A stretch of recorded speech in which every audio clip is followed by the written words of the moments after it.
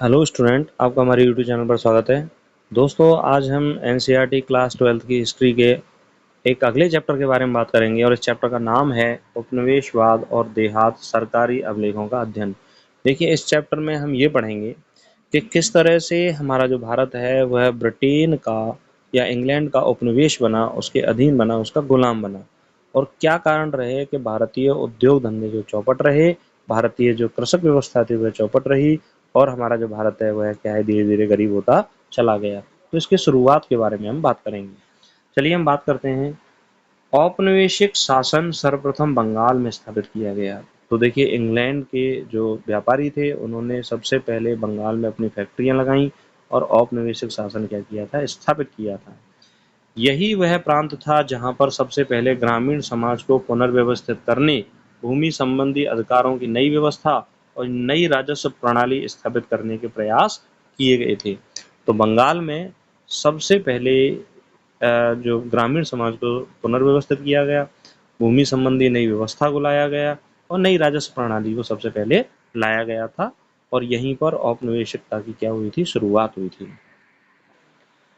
Most important है, देखिए 1793 में इस्तमरारी बंदोबस्त लागू किया गया। इस्तमरारी बंदोबस्त, और उस समय कार्नवालिस बंगाल का जो था वह गवर्नर था। तो इसको स्थायी बंदोबस्त प्रणाली भी बोल सकते हैं, इस्तमरारी बंदोबस्त प्रणाली भी बोल सकते हैं। स्थायी बंदोबस्त प्रणाली कार्नवालिस से शुरू की थी। कब की थी? 1793 में। इस्तमरारी बंदोबस्त लागू करने के बाद प्रारंभिक दशकों में जमींदार अपने राजस्व को अदा करने में बराबर कोताही बरतते रहे, जिसके परिणामस्वरूप राजस्व को बकाया रकमें बढ़ती चली गईं। तो जब स्थायी बंदोबस्त प्रणाली लॉर्ड कार्नवालिस ने लागू की, तो जमींदार जो थे वो उनको उस व्यवस्था के तहत जो भी राजस्व था उसको वह पूरा नहीं देते थे, जिससे उन पर जो बकाया था वह बढ़ता चला गया। सूर्यास्त विधि, यदि जमींदारों द्वारा निश्चित तारीख की सूर्य अस्त होने तक भुगतान नहीं आता था तो जमींदार को नीलाम किया जा सकता था। सूर्यास्त विधि का मतलब यह था कि जिस जमींदार ने जो निश्चित जो राजस्व उसके लिए दिया गया है, अगर उस राजस्व को नहीं चुकाया तो सूर्यास्त विधि के नियम के तहत सूर्य के अस्त होने के बाद उसकी जमींदार को नीलाम किया जा सकता था। कंपनी द्वारा जमींदारों को पूरा महत्व दिया गया, पर वह उन्हें नियंत्रित व विनियमित करके उनकी सत्ता को अपने बस में रखना और उनकी स्वायत्तता को सीमित करना भी चाहती थी। तो अंग्रेज कभी नहीं चाहते थे कि भाई पूरी तरह से जो शासन व्यवस्था है वह एक साथ हम अपने पास लें। उन्होंने धीरे धीरे पहले जमींदारों पर विश्वास रखा और उसके बाद उन्हें अपने नियंत्रण में लेना शुरू कर दिया। जमींदारों द्वारा समय पर राजस्व राशि जमा न करने के कई कारण होते थे। पहला कारण है, प्रारंभिक मांगें बहुत ऊंची थी, यानी अंग्रेजों ने जो राजस्व था वो ज़्यादा उनसे वसूलना शुरू किया था और ज़्यादा की डिमांड करी थी। दूसरा है, यह मांग 1790 के दशक में लागू की गई थी, जब कृषि की उपज की कीमतें बहुत नीची थीं। इनकी शक्ति राजस्व इकट्ठा करने व उसके प्रबंधन तक की क्या थी, सीमित थी। अन्य प्रशासनिक कार्यों में अंग्रेजों का कोई मतलब नहीं था, उन्हें बस केवल पैसे से मतलब था। तो उस कारण से जमींदारों की आय भी नहीं होती थी, तो इसलिए वह पूरा जो है राजस्व चुकाने में असमर्थ थे। अमला जमींदार का एक अधिकारी जो राजस्व इकट्ठा करता था। तो अमला कौन था? जमींदारों का अधिकारी था जो राजस्व को क्या करता था, इकट्ठा करता था। रैयत क्या है? देखिए, रैयत शब्द का प्रयोग अंग्रेजों के विवरणों में किसानों के लिए किया जाता था, और जोतदार धनी किसानों को क्या कहा जाता था? जोतदार कहा जाता था। रैयत किसे कहा गया है? किसानों को कहा गया है। अंग्रेजों ने अपने विवरणों में रैयत शब्द का अर्थ किसान लगाया है। आगे हम बात करें पांचवी रिपोर्ट। एक ऐसी रिपोर्ट है जो एक प्रवर समिति द्वारा तैयार की गई थी। यह रिपोर्ट भारत में ईस्ट इंडिया कंपनी के शासन के स्वरूप पर ब्रिटिश संसद में 1813 में गंभीर वाद विवाद का कारण बनी। तो पांचवी रिपोर्ट जो थी वह भारत में ईस्ट इंडिया कंपनी के जो शासन के स्वरूप पर ब्रिटिश संसद में इस पर क्या हुआ था, 1813 में गंभीर वाद विवाद हुआ था। पहाड़िया लोग मुख्य रूप से झूमिंग खेती करते थे। वे जंगलों से महुआ के फूल, रेशम के कोया, राल तथा काठ कोयला बनाने के लिए लकड़ियां इकट्ठे करते थे। व्यापारी लोग भी इन पहाड़ियों द्वारा नियंत्रित रास्तों का प्रयोग करने हेतु कुछ पथकर यानी कि यात्रा कर रास्ता कर दिया करते थे। पहाड़ी लोगों को पहाड़िया इसलिए कहा जाता है कि वे राजमहल की पहाड़ियों के आसपास रहा करते थे। अगला पॉइंट है 1780 के दशक में भागलपुर के कलेक्टर ऑगस्ट क्लीवलैंड ने शांति स्थापना की नीति प्रस्तावित की, जिसके अनुसार पहाड़िया मुखियाओं को एक वार्षिक भत्ता दिया जाना था। बदले में उन्हें अपने आदमियों का चाल चलन ठीक करने की क्या दी गई थी, जिम्मेदारी दी गई थी। तो यह सब कार्य कब होता है, 1780 के दशक में होता है।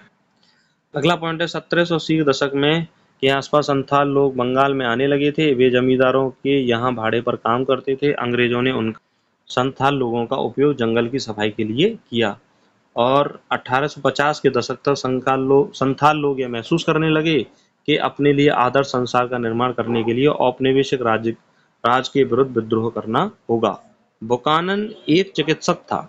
वह भारत आया। 1794 से 1815 तक उसने बंगाल में चिकित्सा सेवा का कार्य किया। बंगाल सरकार के अनुरोध पर उसने ब्रिटिश ईस्ट इंडिया कंपनी के अधिकार क्षेत्र में आने वाली भूमि का व्यापक सर्वेक्षण भी किया। सूपा क्या था? देखिए, सूपा पूना जिले का एक बड़ा गांव है, एक विपणन केंद्र जहां पर बड़ी मंडी थी और जहां अनेक व्यापारी साहूकार रहते थे। उस जगह को क्या कहा गया है? सूपा कहा गया है।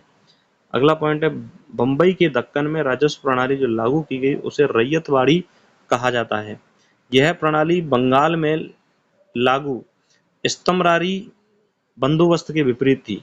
इस प्रणाली के अंतर्गत राजस्व की राशि रैयत के साथ तय की जाती थी।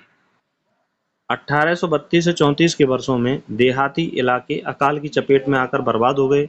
दक्कन का एक तिहाई पशुधन मौत के मुंह में चला गया और आधी मानव जनसंख्या जो थी वह मौत के घाट उतर गई। बंबई दक्कन में पहला राजस्व बंदोबस्त 1820 के दशक में क्या हुआ? लागू हुआ।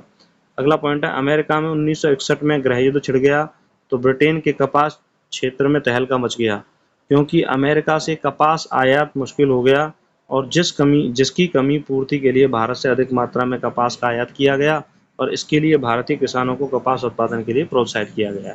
तो देखिए 1961 में 1861 में अमेरिका में गृह युद्ध छिड़ गया और ब्रिटेन में क्या था? कपास की हो गई कमी। तो जो अमेरिका से जो कपास आता था वह निर्यात नहीं हुआ, तो भारत में कपास के उत्पादन को बढ़ाया गया और यह जबरदस्ती कार्य करवाया गया। तो यह भी किसानों के साथ क्या हुआ था? अत्याचार हुआ उस समय। कपास आपूर्ति संघ 1857, मैनचेस्टर कॉटन कंपनी 1859 का उद्देश्य दुनिया के हर भाग में कपास के उत्पादन को प्रोत्साहित करना, जिससे कंपनी का लाभ हो और वह हमेशा विकास कर सके। 1859 में अंग्रेजों ने एक परिसीमन कानून पारित किया। इसमें कहा गया कि यह ऋणदाता और रैयत के बीच हस्ताक्षरित ऋण तंत्र केवल 3 वर्ष के लिए ही मान्य है। तो इस कानून का उद्देश्य बहुत समय तक ब्याज को संचित होने से रोकना था।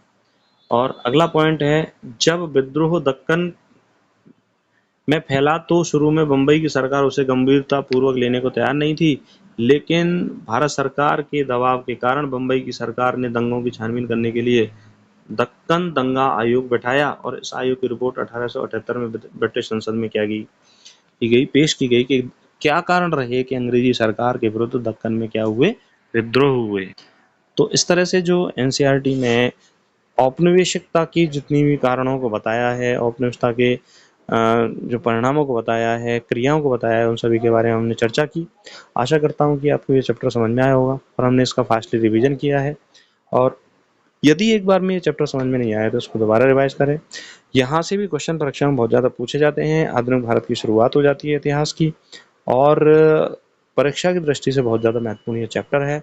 और पहली बार इस चैनल से जुड़ने वाले जो भी स्टूडेंट हैं वो इस चैनल को ज़रूर सब्सक्राइब करें, अपने दोस्तों को शेयर करें और हिस्ट्री के अन्य क्लासेस को जो फास्ट रिवीजन के तौर पर आप देखना चाहते हैं तो अन्य क्लासेस को भी इस चैनल पर देख सकते हो। और इसी के साथ मैं कहना चाहूँगा कि अपनी तैयारी को बूस्ट करने के लिए आप अन्य क्लासेस को देखिए और निश्चित रूप से आपके जो अंक हैं वह पूर्व से ज़्यादा ही रहेंगे, क्योंकि कई सारे फैक्ट ऐसे भी होते हैं जो हम पढ़ नहीं पाते, तो एनसीईआरटी पुस्तक में वो सारे दिए हुए हैं और उनसे परीक्षा में प्रश्न पूछा भी जाता है, तो आप उनको सॉल्व कर सकते हो।